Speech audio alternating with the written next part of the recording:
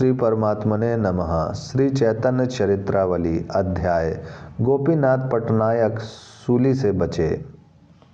महाराज की ऐसी आज्ञा मिलते ही उन्होंने दरबार में जाकर गोपीनाथ जी को सपरिवार मुक्त कर देने की आज्ञा लोगों को सुना दी। इस आज्ञा को सुनते ही लोगों के हर्ष का ठिकाना नहीं रहा। क्षण भर में ही बहुत से मनुष्य इस सुखद संवाद को सुनने के निमित्त प्रभु के पास पहुंचे और सभी एक स्वर से कहने लगे, प्रभु ने गोपीनाथ को चांग से उतरवा दिया।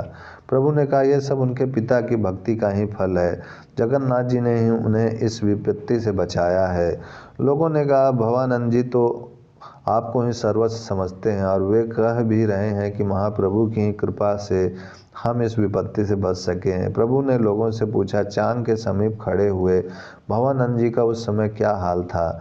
लोगों ने कहा, प्रभु उनकी बात कुछ न पूछिए। अपने पुत्र को चांग पर चढ़े देखकर भी न उन्हें हर्ष था न विषाद। वे आनंद के सहित प्रेम में गदगद होकर हरे राम राम राम हरे हरे, हरे कृष्ण कृष्ण कृष्ण हरे हरे इस महामंत्र का जप कर रहे थे।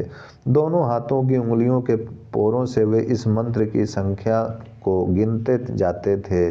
उन्हें आपके ऊपर दृढ़ विश्वास था। प्रभु ने कहा, सब पुरुषोत्तम भगवान की कृपा है। उनकी भगवत भक्ति का ही फल है कि इतनी भयंकर विपत्ति से सहज में ही छुटकारा मिल गया, नहीं तो राजाओं का क्रोध कभी निष्फल नहीं जाता। इतने में ही भवानंद जी अपने पांचों पुत्रों को साथ लिए हुए प्रभु के दर्शनों के लिए आ पहुँचे। उन्होंने पुत्रों के सहित प्रभु के चरणों में साष्टांग प्रणाम किया और गदगद कंठ से दीनता के साथ वे कहने लगे, हे दयालु, हे भक्त वत्सल, आपने ही हमारा इस भयंकर विपत्ति से उद्धार किया है। प्रभु, आपकी असीम कृपा के बिना ऐसा असंभव कार्य कभी नहीं हो सकता कि चांग पर चढ़ा हुआ मनुष्य फिर जीवित ही उतर आवे। प्रभु उनकी भगवत भक्ति की प्रशंसा करते हुए कहने लगे, इसे समझा दो, अब कभी ऐसा काम ना करे, राजा के पैसे को कभी भी अपने खर्च में ना लावे। इस प्रकार समझा बुझाकर प्रभु ने उन सब पिता पुत्रों को विदा किया। उसी समय काशी मिश्र भी आ पहुँचे।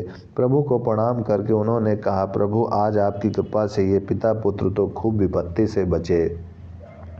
प्रभु ने कुछ खिन्नता प्रकट करते हुए कहा, मिश्र जी, क्या बताऊं, मैं तो इन विषयी लोगों के संसर्ग से बड़ा दुखी हूं। मैं चाहता हूं इनकी कोई बात मेरे कानों में ना पड़े, किंतु जब यहाँ रहता हूं तब लोग मुझसे आकर कह ही देते हैं, सुनकर मुझे कलेश होता ही है। इसीलिए पूरी छोड़कर अब मैं अलालन नाथ में जाकर रहूँगा।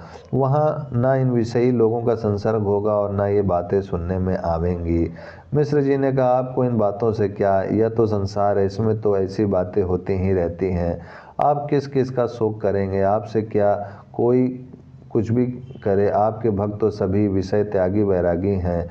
रघुनाथ दास जी को देखिए, सब कुछ छोड़ छाड़कर क्षेत्र के टुकड़ों पर निर्वाह करते हैं। रामानंद तो पूरे सन्यासी है ही।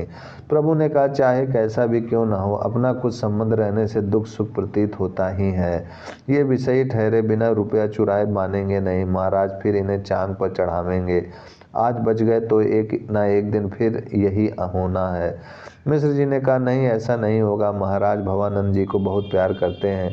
इसके अनंतर और भी बहुत सी बातें होती रहीं। अंत में काशी मिश्र प्रभु की आज्ञा लेकर चले गए। महाराज प्रताप रुद्र जी अपने कुल गुरु श्री काशी मिश्र के अनन्य भक्त थे। पुरी में जब भी वे रहते तभी रोज उनके घर आकर पैर दबाते थे। मिश्र जी भी उनसे अत्यधिक स्नेह मानते थे। एक दिन रात्रि में महाराज आकर मिश्र जी के पैर दबाने लगे। बातों ही बातों में मिश्र जी ने प्रसंग छेड़ दिया कि महाप्रभु तो पूरी छोड़कर अब अलालन नाथ जाना चाहते हैं। पैरों को पकड़े हुए संभ्रम के साथ महाराज ने कहा, क्यों, उन्हें यह क्या कष्ट है? जो भी कोई कष्ट हो उसे दूर कीजिए। मैं आपका सेवक सब प्रकार से स्वयं उनकी सेवा करने को उपस्थित हूँ।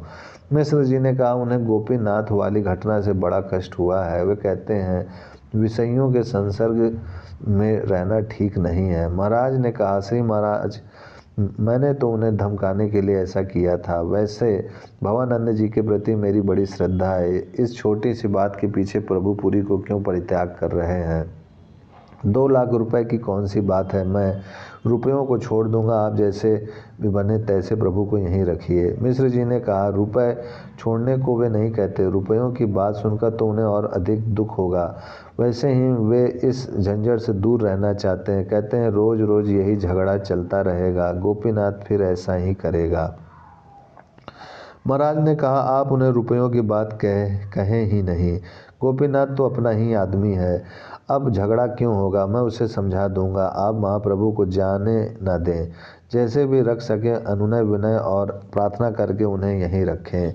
महाराज के चले जाने पर दूसरे दिन मिश्र जी ने सभी बातें आकर प्रभु से कहीं। सब बातों को सुनकर प्रभु कहने लगे, यह आपने क्या किया, यह तो 2 लाख रुपए आपने मुझे ही दिलवा दिए। इस राज प्रतिग्रहों को लेकर मैं उल्टा पाप का भागी बना। मिश्र जी ने सभी बातें प्रभु को समझा दी। महाराज के शील स्वभाव नम्रता और सद्गुणों की प्रशंसा की। प्रभु उनके भक्ति भाव की बातें सुनकर संतुष्ट हुए और उन्होंने अलालन नाथ जाने का विचार परित्याग कर दिया। इधर महाराज ने आकर गोपीनाथ जी को बुलाया और उन्हें पुत्र की भांति समझाते हुए कहने लगे, देखो, इस प्रकार व्यर्थ व्यय नहीं करना चाहिए। तुमने बिना पूछे इतने रुपए खर्च कर दिए, इसीलिए हमें क्रोध आ गया। जाओ, वे रुपए माफ़ किए, अब फिर ऐसा काम कभी भी ना करना। यदि इतने वेतन से तुम्हारा काम नहीं चलता तो हमसे कहना चाहिए था। अब तक तुमने यह बात हमसे कभी नहीं कही, आज से हमने तुम्हारा वेतन भी दुगना कर दिया। इस प्रकार 2 लाख रुपए माफ़ हो जाने पर और वेतन भी दुगना हो जाने से गोपीनाथ जी को परम प्रसन्नता हुई। उसी समय वे आकर प्रभु के पैरों में पड़ गए और रोते रोते कहने लगे, प्रभु, मुझे अब अपने चरणों की शरण में लीजिए, अब मुझे इस विषय जंजाल से छुड़ाइए। प्रभु ने उन्हें प्रेम पूर्वक आलिंगन किया और फिर कभी ऐसा काम न करने के लिए कहकर विदा किया। जब महापुरुषों की तनिक सी कृपा होने कर गोपीनाथ सब परिवार सूली से बच गए, 2 लाख रुपए माफ हो गए, वेतन 2 गुना हो गया और पहले से भी अधिक राजा के प्रतिभाजन बन गए। तब जो अनन्य भाव से महापुरुषों के चरणों की सेवा करते हैं और उनके ऊपर जो महापुरुषों की कृपा होती है, उस कृपा के फल का तो कहना ही क्या। उस कृपा से तो फिर मनुष्य का इस संसार से ही संबंध छूट जाता है, वह तो फिर सर्वतोभावेन प्रभु का ही हो जाता है। धन्य है ऐसी कृपालुता को। ओम शांति शांति शांति।